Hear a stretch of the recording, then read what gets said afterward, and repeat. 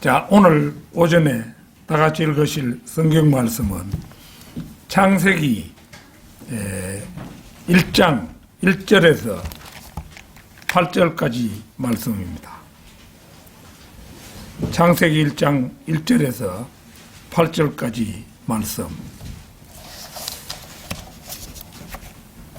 다 찾으신 줄 알고 받들어 읽겠습니다. 태초에 하나님께서 하늘과 땅을 창조하셨느니라. 땅은 형체가 없고 공허하며 어두움이 깊음의 표면에 있으며 하나님의 영은 물들의 표면에서 거니시더라. 하나님께서 말씀하시기를 빛이 있으라 하시니 빛이 있더라. 하나님께서 그 빛을 보시니 그것이 좋았더라. 하나님께서 그 빛을 어두움에서 나누시더라. 하나님께서 그 빛을 낮이라 부르시고 어두움을 밤이라 부르시니라. 저녁과 아침이 되니 첫째 날이더라. 하나님께서 말씀하시기를 물들 가운데 창공이 있으라. 창공으로 물들에서 물들을 나누게 하라 하시니라. 하나님께서 창공을 만드시고 창공 위에 있는 물들에서 창공 아래에 있는 물들을 나누시니 그대로 되니라. 하나님께서 창공을 하늘이라 부르시니라. 저녁과 아침이 되니 둘째 날이더라. 자, 오늘은 그 창세기 말씀을 가지고 그 르크만의 우주론은 우리 믿음의 근간이다. 르크만의 우주론은 우리 믿음의 근간이다. 이런 제목으로 말씀을 드리겠습니다. 영어 킹 제임스 성경을 보면 1절만 in the beginning 이렇게 시작할 뿐 2절에서 26절까지 한결같은 어법으로 각 절이 end라는 말로 시작됨을 볼 수가 있습니다. 시간 순으로 나열해 나갔음을 보여주는 증거입니다. 예컨대 2절의 사건이 있고 나서 3절의 사건이 일어나고 그 다음 4절에서 26절까지를 순차적으로 일어났음을 보여줍니다. 이것은 1절만 총체적이고 개괄적인 서술이고 2절부터는 얼마간의 시간적 간격을 두었는지 우리로서는 알 길이 없지만은 순차적으로 서술된 일들이 이루어졌다고 그렇게 우리는 이해를 합니다. 본문 말씀 창세기 1장 1절 보겠습니다. 태초에 하나님께서 하늘과 땅을 창조하셨느니라.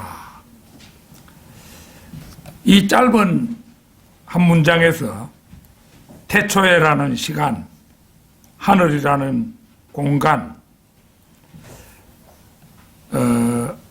창조하셨느니라는 운동, 그 다음에 땅이라는 물질, 그 다음에 하나님이라는 에너지, 이렇게 5가지 요소가 10단어로 요약되어 있음을 볼 수가 있습니다. 여기서 눈여겨볼 사실은 1절에서는 창조의 시기가 주어져 있지 않다는 점입니다. 이것은 중요한 사실을 시사한다고 할 수 있습니다. 우리는 흔히 창조가 지금부터 약 6,000년 전에 일어났다고 주장합니다. 이러한 주장은 어셔 주교의 연대표로 보아서도 매우 타당한 주장이라고 할 수 있습니다. 그런데 왜 구체적인 연대를 표시하지 않고 매우 막연한 때를 가리키는 태초에라는 말씀을 사용하여 이 1절을 서술했을까 하는 점입니다. 특히 1절에서는 창조의 시기가 주어져 있지 않다는 점인데, 단도직입적으로 말해 창세기 1장 1절의 사건이 언제 있었는지에 대해서는 아무런 언급이 없다는 점입니다. 태초에 이래도 이게 막연한 거죠. 그러나 사려 깊지 못한 사람들은 이에 대해 아무런 의문을 갖지 않고 이해해 나갑니다. 그런데 르크만 창세기 주석을 보면 이 문제를 재창조로 설명해 나가고 있는데, 하나님께서 7 저녁과 아침 동안 땅을 재창조하시기 전 지구의 나이는 400만 년이나 되었을지도 모른다는 가정을 하고 있습니다. 그리하여 아담과 이브 창조 이전에는 태초의 땅에 인간과 유사한 무엇이 존재했음을 성경 말씀을 통해서 추정해 볼 수 있습니다. 욥기 38장 7절을 찾겠습니다. 욥기 38장 7절입니다.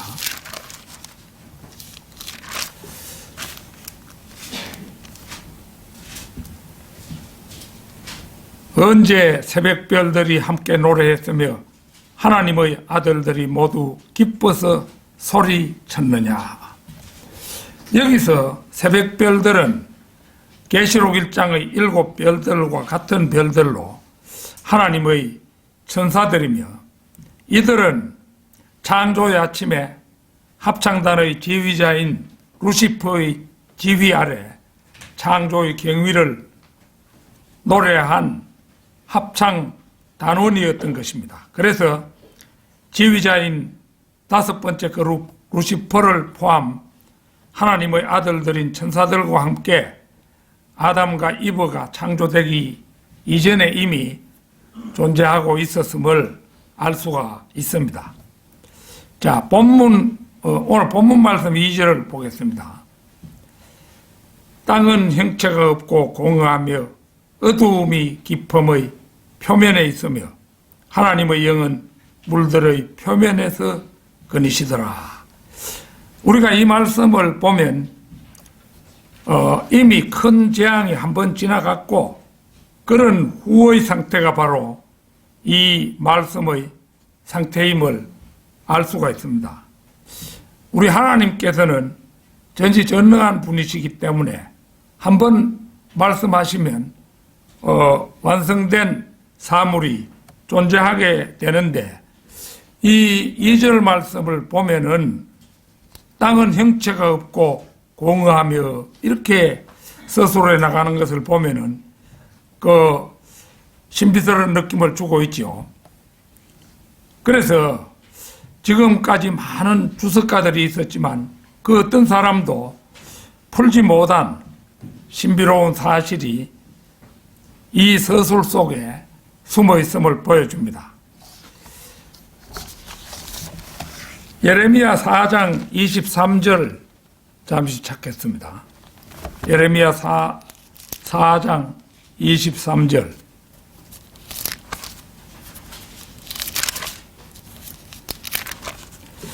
(4장 23절)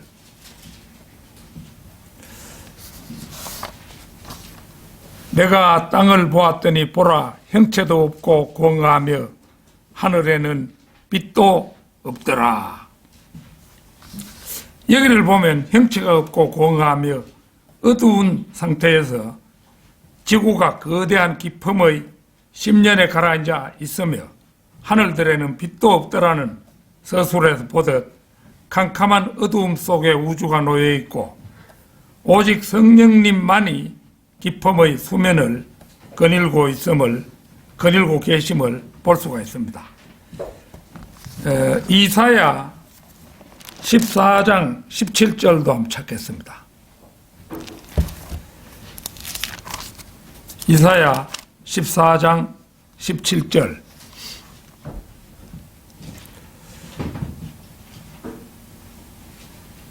또 세상을 광야같이 만들었고 그 성읍들을 멸망시켰으며 그의 갇힌 자들의 집을 열어주지 않았던 그 사람이냐 하리라. 이것은 현재의 사탄인 루시퍼가 하나님의 아들들인 천사들의 우두머리로 태초 세상을 총 책임을 맡아 관장하고 있었을 것으로 추정이 되는 그런 말씀인데요. 태초 세상의 구성원들인 하나님의 아들들을 많이 타락시켜 그 세상을 황폐하게 했음을 어렴풋이 짐작하게 합니다. 요한계시록 12장 3절 4절 찾겠습니다. 요한계시록 12장 3절 4절 말씀입니다.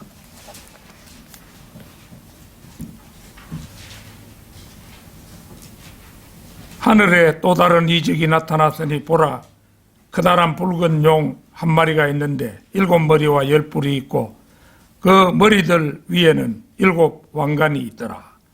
그런데 그의 꼬리로 하늘의 별 3분의 1을 끌어다가 땅에 던지더라.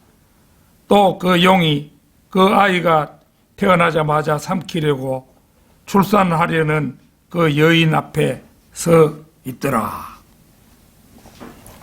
여기서 커다란 용은 우리가 지난 주일에 살펴봤던 그대로 사탄 루시퍼지요. 그의 꼬리로 하늘의 별 3분의 1을 끌어다가 땅에 던지더라. 이런 구절을 오늘 우리가 접했는데요. 우리는 앞서 살펴본 이사야 14장 17절에서 태초의 세상에서 합창단의 지휘자 루시퍼가 트러블 메이커로서 우리 앞서 세상의 주인공들이었던 천사들 가운데 상당수를 타락시켜 세상을 황폐화시켰던 사실을 똑똑히 기억하고 있는데, 우리는 이 요한계시록 12장 3, 4절의 말씀에서 다시 한번 훗날에 그러한 일을 보게 될 것을 보여주고 있죠. 즉 환란 때에 재버릇을 개 못 주고 루시퍼가 다시 트러블 메이커로서의 악역을 담당하고 있는 것을 보게 됩니다. 그러니까 이제 보면은 이 천사들이 다시 세상에 그때는 나타나게 된다는 거죠. 3분의 1을 타락하게 만든다고 그렇게 표현하고 있는 것을 볼 수가 있습니다. 자, 르크만의 우주론은 우리 믿음의 근간이다. 첫째는 깊음의 10년 속에 가라앉은 지구를 중심으로 현재의 광활한 우주가 생긴 기록입니다.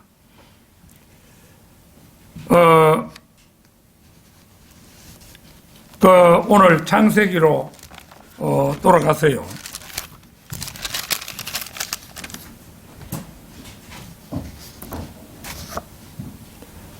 거기 6절부터 8절까지입니다. 하나님께서 말씀하시기를 물들 가운데 창공이 있으라. 창공으로 물들에서 물들을 나누게 하라 하시니라. 하나님께서 창공을 만드시고 창공 위에 있는 물들에서 창공 아래에 있는 물들을 나누시니 그대로 되니라. 하나님께서 창공을 하늘이라 부르시니라. 저녁과 아침이 되니 둘째 날이더라. 오늘 여러분에게 이 그림 한 장씩 나눠드렸죠. 이게 르크만 주석 성경에 나오는 그림인데요. 이 르크만 주석 성경을 다 가지고 계시지 않기 때문에 그냥 성경을 가진 사람들도 참고하라고 제가 이걸 스캔을 떠서 이렇게 복사를 해가지고 나온 겁니다. 그러니까 이제 중대한 사실을 우리가 이해를 올바르게 해야 되는데 이 대목을 이해하지 못하는 사람들이 많다는 거죠. 심지어 한 무리의 총수격에 해당하는 그런 사람들도 이거 잘 모르는 거예요. 그래서 이제 거기 보면 위에 시온산이 땅에도 있고 하늘에도 있다 이런 말을 베풀고 있고, 그 다음에 이제 우주의 모습이 이 사각뿔의 형태로 되어 있다. 그러니까 바탕은 사각형인데 또 옆에서 보면 삼각형으로 보이고 꼭지점이 있고 이렇게 되는 식으로 우주가 되어 있다는 거죠. 이게 이제 우리 교회에서 내는 월간지 모퉁이 돌도, 모퉁이 돌이 놓여 있는 곳은 바로 그 꼭대기입니다. 꼭대기고, 그 다음에 이제 사람들이 잘 이해하지 못하는 것이 거기에 보면은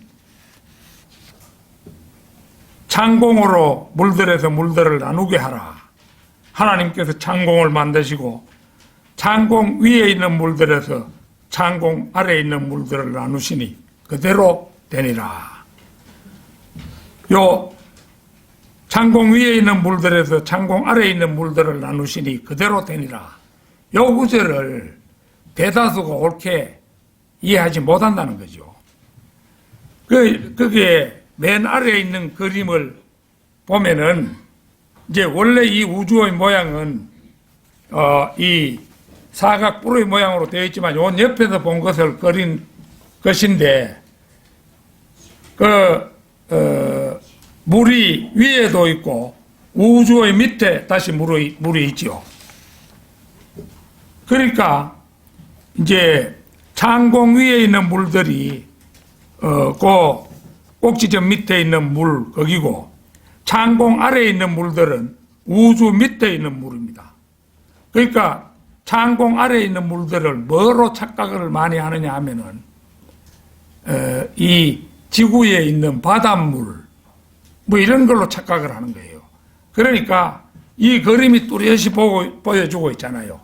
창공 위에 있는 물, 창공 아래에 있는 물, 이렇게 된다는 겁니다. 바닷물 이거는 깊음에 뭐 필적할 만한 그런 물의 양이 아니에요. 조금밖에 안 되는 물이죠. 우주적으로 볼 때는. 그렇기 때문에 지구에 있는 물을 가리켜서 창공 아래에 있는 물이라 이렇게 말씀하지 않았다는 것을 여러분들이 앞으로는 이해해 주시기 바랍니다. 6절에서 물 가운데 창공이 있으라고 했으므로 창공 위에 있는 물들을 처음에는 사람들이 잘 이해하지 못했기 때문에 수증기, 곧 구름이라고 해석을 했습니다. 그러자 넷째 날에 보면은 해달별이 창조되는데 이 기사와 함께 생각해 보면은 결국은 이제 구름과 이 땅 사이에, 구름과 지구 사이에 해달별이 있는 것처럼 그렇게 되어버린다 이거죠. 그러니까 이제 세상의 과학자나 이런 사람들이 성경을 반박하는 그런 재료로 사용했던 겁니다. 그러니까 이제 이 물의 정체를 모르니까 물은 사실은 지구에 대기권이 있고 대기권 저 바깥에 해달별이 반짝이는 우주가 있고 우주 그 너머에 있는 그것이 물인데 잘못 설명이 되니까 하늘에 구름이 되어버리니까 할 말이 없어지는 거죠. 그래서 현대의 보수주의자들, 근본주의자들, 스코필드 성경 편집위원들, 카톨릭 학자들은 성경의 기록이 조롱의 대상이 되지 않도록 하기 위해서 과학에 굴복해서 이제 성령께서는 과학적인 용어를 잘 모르시기 때문에 우주의 모습을 묘사하실 때 시적 묘사에 의한 이미저리를 사용하셨다고 그렇게 주장했습니다. 스코필드 주석 성경을 편집한 스코필드 같은 훌륭한 성경학자도 하늘들 위에 있는 물들을 수증기, 곧 구름이라는 이론에 굴복하고 말았습니다. 그 사람도 그렇게 인정했던 거죠. 그런데 사실은 하늘들 위에 있는 물들은 우리가 그림에도 보듯이 위에 있는, 우주 위에 있는 물을 가리키는 거잖아요. 노아 홍수도 이 물들이 건너와서 일으킨 그런 것입니다.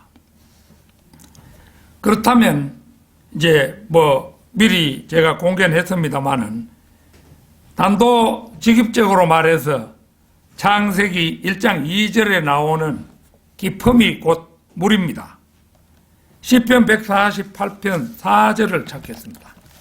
시편 148편 4절.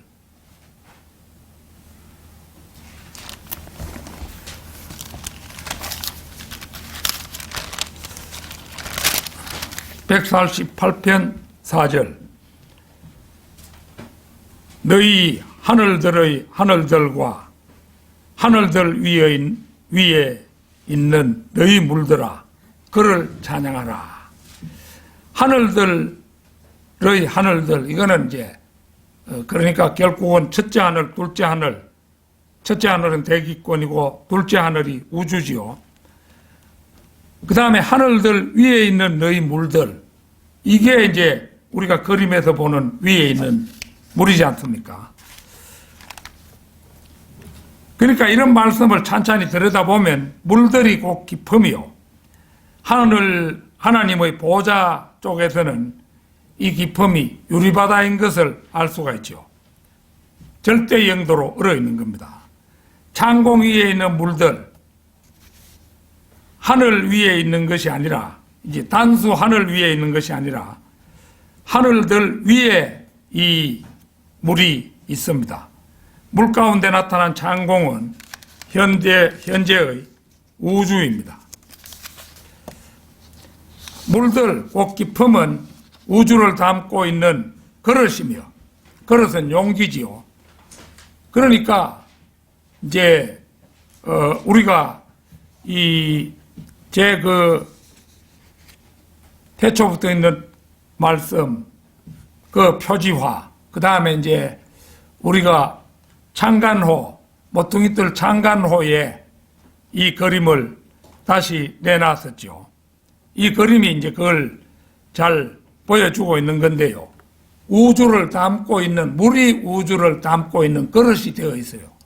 바깥이 절대 영도로 얼어 있으니까 절대 영도로 마이너스 273.16도 1호도로 얼면은 그 돌보다도 더 단단한 그런 물이 되는 겁니다. 그게 유리바다예요. 그 유리바다 위에 하나님의 보좌가 있는데, 그러니까 저 위에 있는 물에서 하나님의 보좌 쪽에서 보면, 그러니까 우주 바깥 쪽에서 이렇게 보면은 그게 단단하게 굳어져 있는 유리바다인데, 이제 우리 쪽에서 바라보면은 그거는 전체가 다 얼은 것이 아니고 바깥만 얼어 있기 때문에 그 외에는 물이 되어 있죠. 그 물 속을 헤엄치는 사탄 루시퍼의 모습이 욥기에도 잘 나타나 있습니다. 그래서 이 물은 결코 우리 지구에서 보는 바닷물이 아닌 것입니다. 하나님의 보좌는 기품의 표면, 곧 유리바다 위에 있습니다. 욥기 26장 7절에서 10절 한번 보겠습니다. 욥기 26장 7절에서 10절입니다.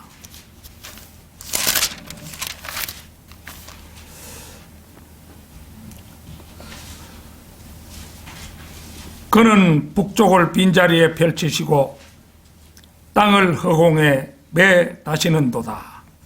그러니까 이제 땅을 우주라는 허공에 매달았다. 만유인력에 의해서 지구가 허공에 떠 있잖아요. 그걸 말하는 겁니다.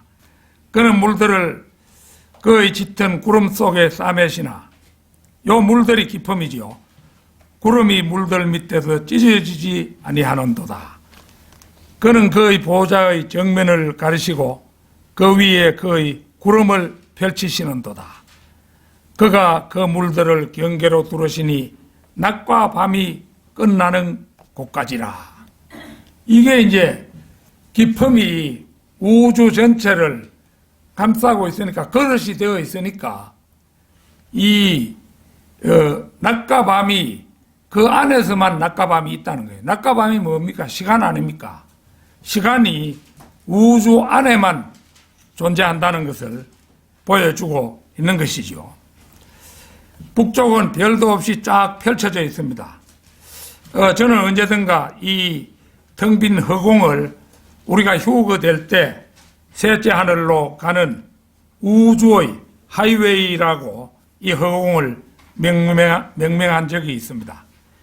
요보의 시대 때부터 AD 1400년까지 모든 학자들과 과학자들이 지구가 어떤 것에 매달려 있거나 고정되어 있다고 생각했음에도 성경은 놀랍게도 땅을 허공에 매다셨다고 말하고 있습니다. 그러나 그럼에도 불구하고 현재도 수많은 사람들이 지구는 원구가 아니라 평평한 원반의 모양을 하고 있다고 주장하는 일단의 사람들이 있습니다. 우리는 이들을 평평지구론자라고 부릅니다. 그러면 과연 성경적으로는 지구가 평평하게 되어 있느냐, 아니면 둥근 원구인가 하는 점입니다. 이사야 40장 22절 한번 보겠습니다.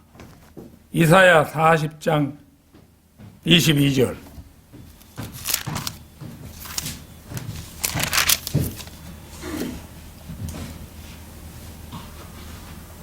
원형의 지구 위에 앉으신 분이 그분이시니 그곳의 거민들이 메뚜기 같으며 하늘들을 휘장같이 펼치셨으며 그 안에 그할 장막처럼 펴셔서, 보는 것처럼 지구는 둥근 원구임을 성경은 말씀하고 있다고 우리가 확정할 수 있죠.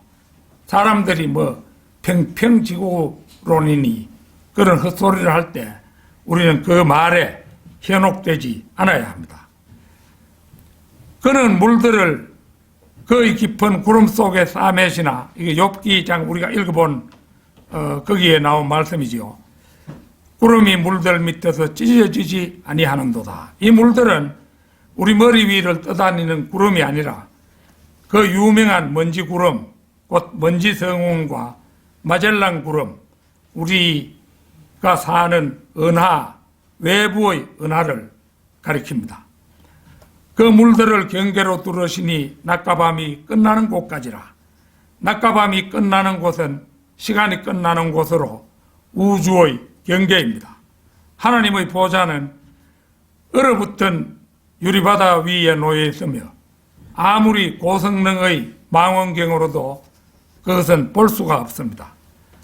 우리 사는 지구에서 그곳까지 거리를 자그마치 3조 광년이라고 르크만 목사님이 밝혀놓고 있습니다. 그러나 휴거 때에는 우리는 마치 껑충 뛰어 건너듯이 그곳에 닿게 될 것입니다. 욥기 38장 30절 잠시 찾겠습니다. 욥기 38장 30절. 물이 돌로 된 것처럼 감추어졌고 깊음의 표면은 얼어있도다. 왜 우리 북쪽에, 우주 북쪽에 있는 그 물이 표면이 지금 얼어있다고 말하지 않습니까? 그게 돌로 된 것처럼 감추어졌다, 이 말이 그 말이에요. 그리고 깊음의 표면은 얼어있다. 같은 사항을 한 번 더 말씀하고 있는 거죠. 얼어있는 그게 유리바다잖아요. 그 깊음의 표면은 절대 0도, 마이너스 273.15도로 얼어 있습니다. 결정체로 된 불로 뒤섞인 유리바다, 곧 궁창을 형성하고 있습니다. 그것이 좋았더라는 표현은 둘째 날에는 없습니다. 그 까닭은 그 창공에 인간에게 둘 중 하나를 택할 수 있는 선택의 자유를 주기 위해서 멸망을 유예한 루시퍼와 그 천사들이 창공 어딘가에 머물고 있기 때문에 호불호가 분명하신 하나님께서는 그것이 좋았더라는 말씀을 이 둘째 날에는 차마 하지 못하셨던 것입니다. 르크만의 우주론은 우리 믿음의 근간이다. 둘째는 일반 교회들과 르크만의 우주론을 따르는 사람들의 극명한 차이를 보여주는 대표적 말씀입니다. 자, 베드로후서 3장 3절에서 6절 한번 찾겠습니다.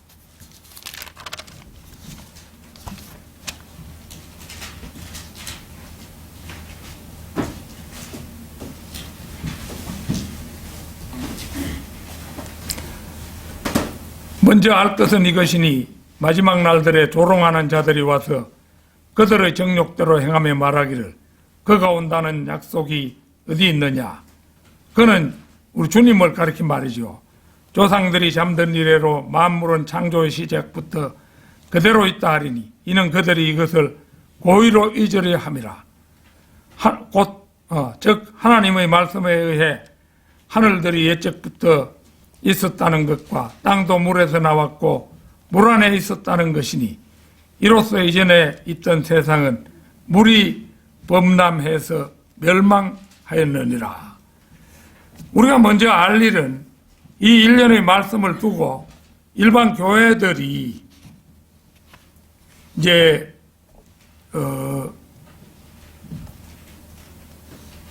그 르크만 우주론을 따르는 우리와 극명한 차이를 보여주고 있다는 것입니다.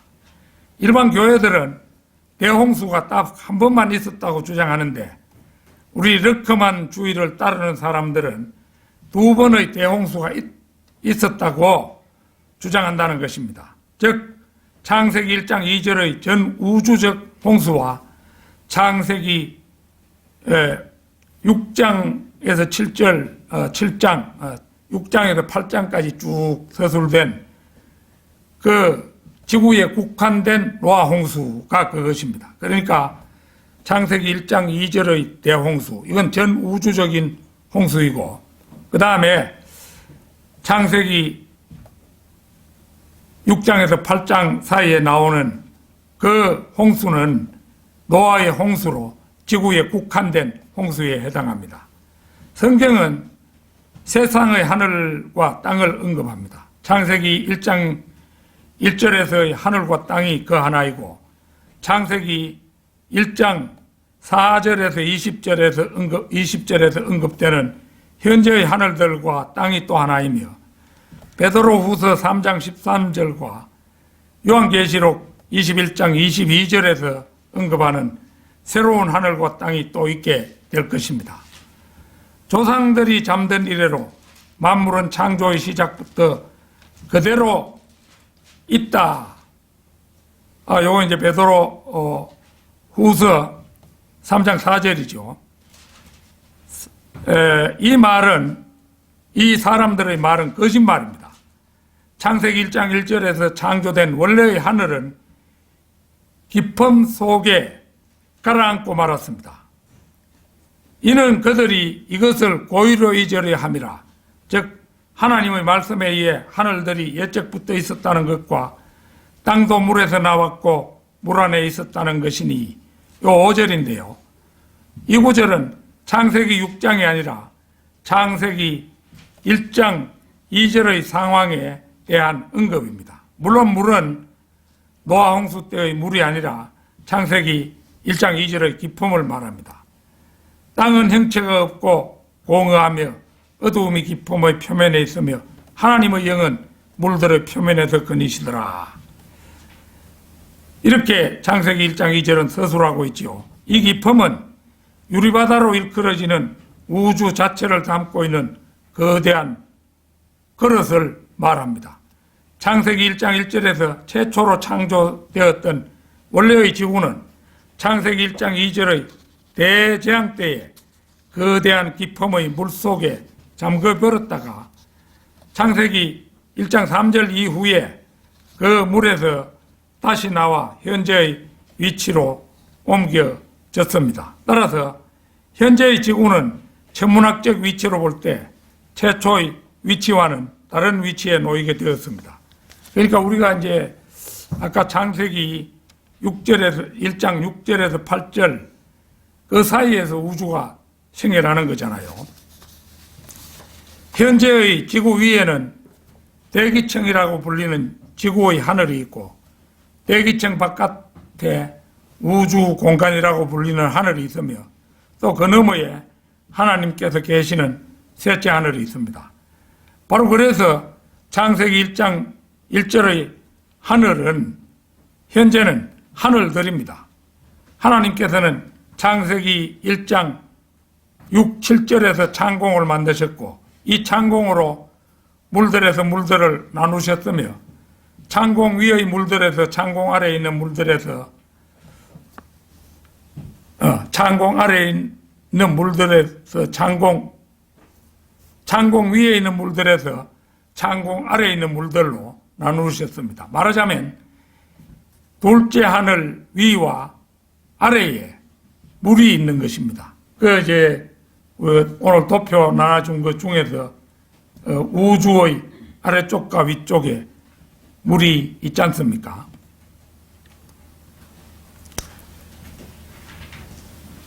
창공 위에 있는 물들이 곧 유리바다라고도 불리는 깊음입니다.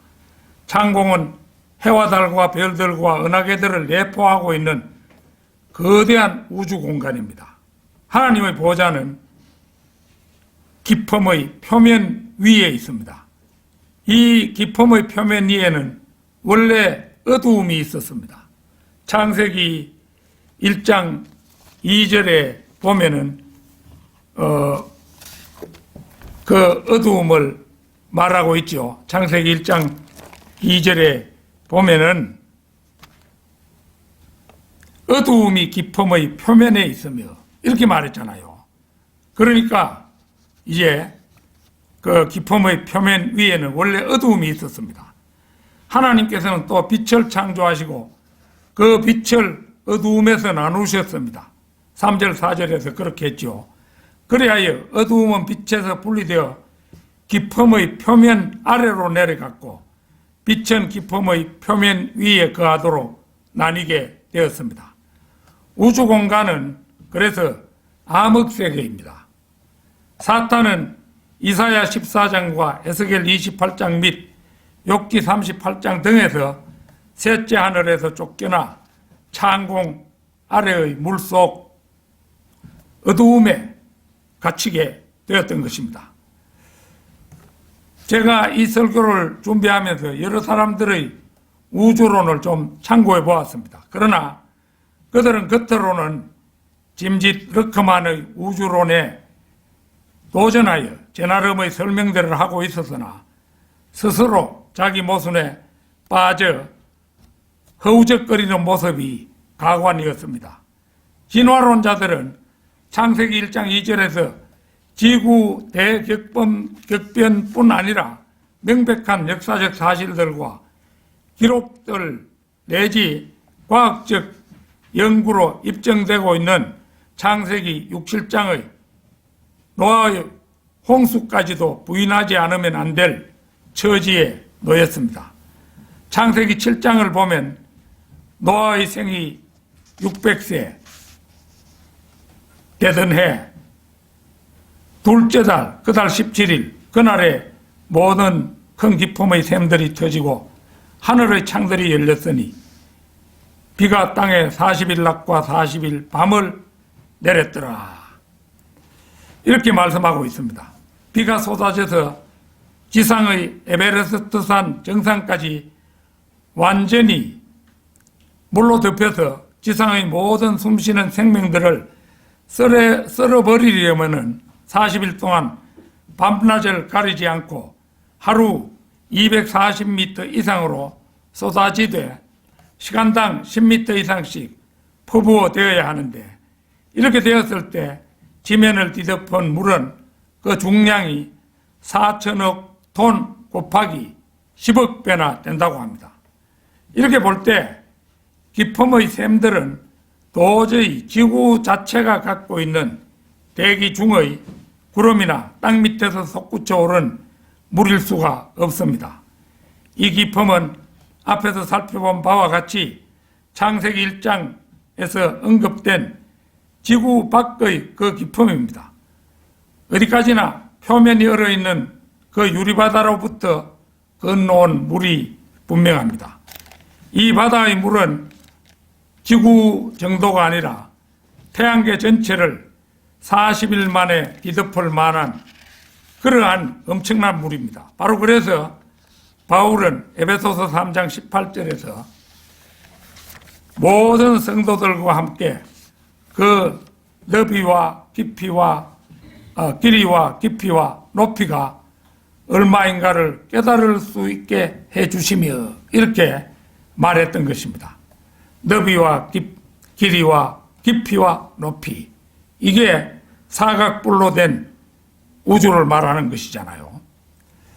그러니까 이제 사도 바울은 말하기를 이제 내가 예수 그리스도를 따르듯이 너희는 나를 따르는 자가 되라 이랬는데, 사도 바울의 뒤를 가장 충실하게 따른 사람이 누구냐? 르크만 목사님이죠. 그분이 올바르게 이 우주를 해석해 냈던 거예요. 요즘 정중하고 부드러운 말씨로 한창 교세를 넓혀가는 정동수 목사는 창세기 강의 7강에서 궁창 위의 물을 설명하면서 대기의 수증기, 우주의 엄청난 전기막, 하나님의 보좌 앞의 물을 열거하면서 모호한 설명을 하는 것을 보았습니다. 그러니까 이제 단정적으로 말하지 않고 무엇을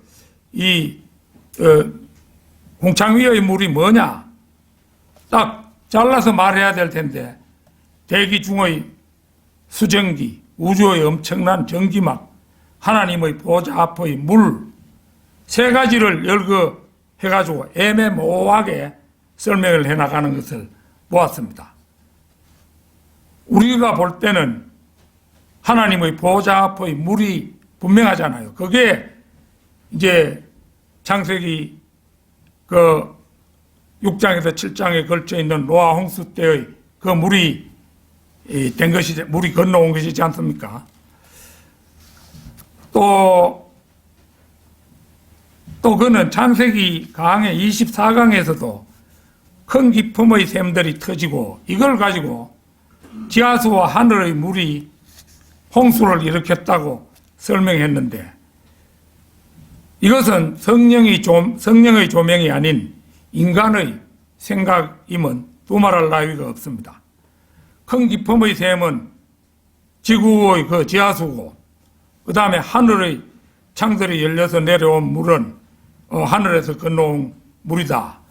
그가 하는 해석은 바로 그것이었어요. 그러니까 그건 인간적 생각이면 두말할 나위가 없죠. 르크만 목사님은 노아 홍수를 일으킨 물이 바로 하나님의 보좌 앞에 있는 그 기품의 물이 건너온 것으로 해석하고 있으니까 얼마나 명쾌하고 분명한 해석입니까? 르크만의 우주론은 우리 믿음의 근간이다. 셋째는 바울 자신의 권위가 성경의 권위자로부터 온 것이었기에 영적 아들인 디모데에게 배우고 확신한 것에 꾸준히 거하라는 권면을 주고 있음을 볼 수가 있습니다. 자, 이 구절을 내가 안 써놨네요. 그러나 너는 네가 배운 것과 확신한 것에 꾸준히 거하라. 그게 몇 장 몇 절이죠? 그 구절을 내가 안 써놨네요.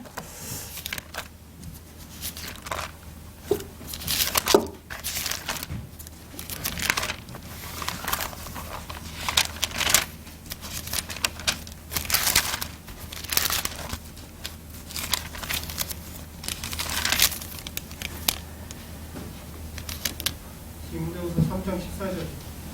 디모데전서 3장 14절요. 후서 3장 14절입니다. 후서.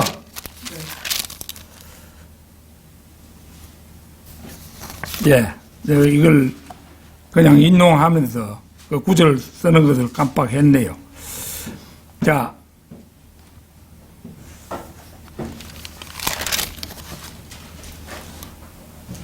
그러나 너는 네가 배운 것과 확신한 것에 꾸준히 거하라. 네가 누구에게 배웠는가를 알며, 바로 사도 바울한테 배웠잖아요. 또 어릴 때부터 네가 성경을 알았으니 그 성경은 너로 그리스도 예수 안에 있는 믿음으로 인하여 구원에 이르도록 지혜롭게 할 수 있느니라. 모든 성경은 하나님의 영감으로 주어진 것으로 교리와 책망과 바로잡음과 의로 훈육하기에 유익하니. 자, 그 정도만 읽겠습니다. 그래서 바울은 어떤 이단 교주들처럼 자신의 노선을 따르는 이제 그 사람의 이름을 갖고 있는데 바로 바울 추종자라는 그런 것입니다. 그런데 이제 바로 디모데도 그 중에 한 사람이죠. 이것은 훗날 바이블 빌리버의 한 이름인 폴리시안으로 개성이 되었습니다. 디모데가 바울로부터 배운 것은 올바른 것을 믿어야만 하는 것과 확신해야 하는 것이었는데, 이는 후에 그 누가 어떤 식으로 다르게 말한다 하더라도 문제되지 않는 것입니다. 바울 자신의 권위는 성경의 권위자로부터 온 것이었기 때문입니다. 예수 그리스도로부터 직접 배운 것이었잖아요. 갈라디아서 1장 15절 찾겠습니다.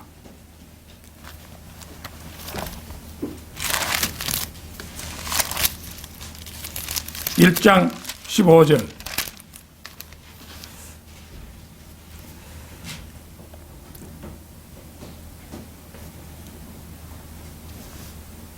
그러나 나의 어머니의 태로부터 나를 선별하시고 그의 은혜로 나를 부르신 하나님께서 나로 하여금 이방 가운데 그를 전파하도록 내 안에 그의 아들을 계시하시기를 기뻐하셨을 때에 내가 즉시 혈과 육에 의논하지 아니하고 또 나보다 먼저 사도가 된 그들을 만나려고 예루살렘으로 올라가지도 아니하고 다만 아라비아로 갔다가 다시 다마스커스로 돌아갔노라. 그리고 나서 3년 후에 내가 베드로를 보고자 예루살렘으로 올라가서 그와 함께 15일간을 지냈으며 주의 아우인 야고보 외에는 다른 사도들을 만나보지 못하였노라. 여기서 우리는 바울의 그 모든 가르침이 베드로나 다른 사도에게 배운 것이 아니라 그가 몸소 강야로 가서 부활하신 구주의 발 아래 앉아 직접 배운 것임을 확인하게 됩니다. 만약 그렇지 않았더라면 그는 13권의 신약 성경을 기록하지 못했을 것입니다. 그런 의미에서 르크만을 두고 사도 바울 이래의 최고의 그리스도인이라는 찬사를 보낸 견해는 옳았다고 할 수 있으며, 르크만의 가르침을 받은 후 아프리카 땅, 태평양의 외딴 섬 등 오지로 복음 사역을 떠난 수십 명의 목회자들 역시 진정한 바이블 빌리버들이라고 할 것입니다. 물론 이 나라에도 르크만의 주석서를 공부한 적지 않은 바이블 빌리버들이 요소요소에서 활동하고 있음도 주제의 사실입니다. 결론적으로 제가 신학교에 입학해가지고 처음 르크만 창세기 주석으로 공부하며 저는 얼마나 감격했는지 모릅니다. 물론 저는 신학교에 입학하기 전에 간격이란 이론이란 것이 있다는 사실을 어렴풋이나마 들은 기억이 있습니다. 그때 그 천안에 있는 목사였는데요. 그 목사는 간격이 이론은 말도 되지 않는다고 일축하고 있었습니다.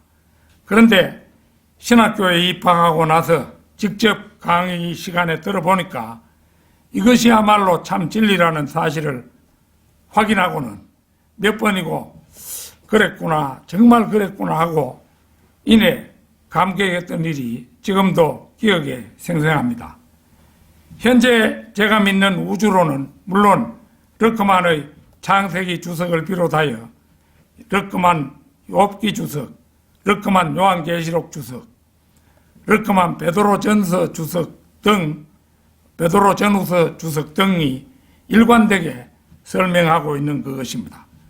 그리고 그것을 반복해서 읽을수록 이것이야말로 참 진리라는 확신을 갖습니다. 이 르크만이 깨달은 우주론은 실제 그 바울은 자기가 직접 답사한 사람이었잖아요. 고린도 후서 12장에서 직접 답사했던 그런 곳입니다. 성경은 사람의 믿음을 거르는 채입니다. 뭐 술 같은 거 이런 거 할 때 거르는 채가 있잖아요.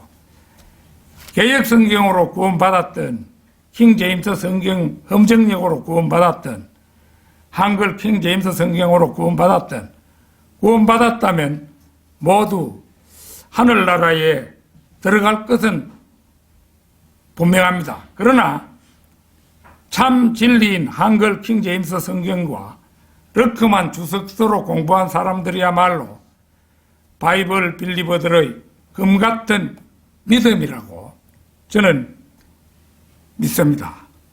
아무쪼록 이 세상에 사는 동안 이 길에 지치지 않는 우리 모두가 되기를 소망합니다. 다 같이 기도드리겠습니다.